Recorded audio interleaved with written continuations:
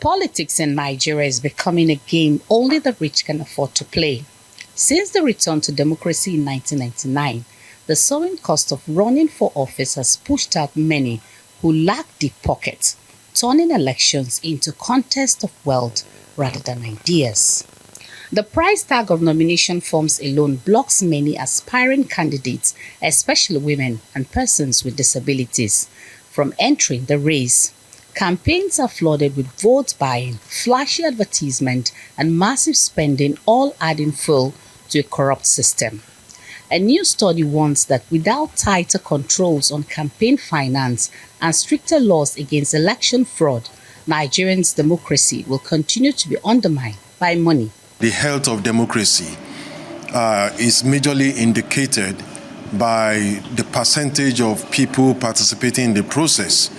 Then we have a reason to be concerned. Specifically, if you look at the nosediving representation of women in political institutions, particularly the Assembly, National Assembly, State Assembly, it is a major concern. So we commissioned the study to look at what impact the cost of politics is having in, either constricting the space for participation and what we can do to expand the space. As Nigerians ask why democracy is so expensive here, a politician reminds us that this is a global issue, pointing to countries like the United States.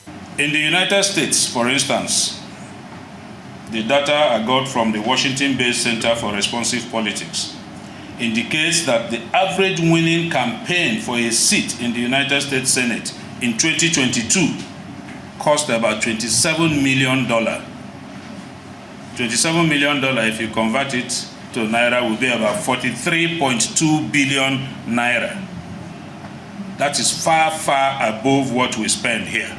In the United Kingdom, the Political Parties Elections and Referendums Act 2000 established the Electoral Commission, which regulates donations and limits spending. Donations above £500 must be declared, and spending breaches result in criminal prosecution. Constitutionally, parties are not the funds or subvention for political parties have been withdrawn. So somehow you have to fight to survive, for your parties to move on, to be part of the system. So, and this will push respective political parties into innovating their own ways, and such innovation is the effect that you see in the cost of nomination and a few other things that we see as outrageous variables. While laws exist to regulate party and campaign spending, they don't cover the soaring cost of pre-election court battles. Experts agree Nigeria needs deep electoral reforms. Without a fair and trusted voting system, lasting political stability will remain out of reach. Punarman Benjamin, Arise News.